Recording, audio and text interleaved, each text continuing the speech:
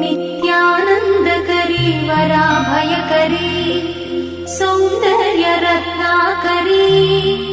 निर्धूताखिल पापनाशनकरी प्रत्यक्ष माहेश्वरी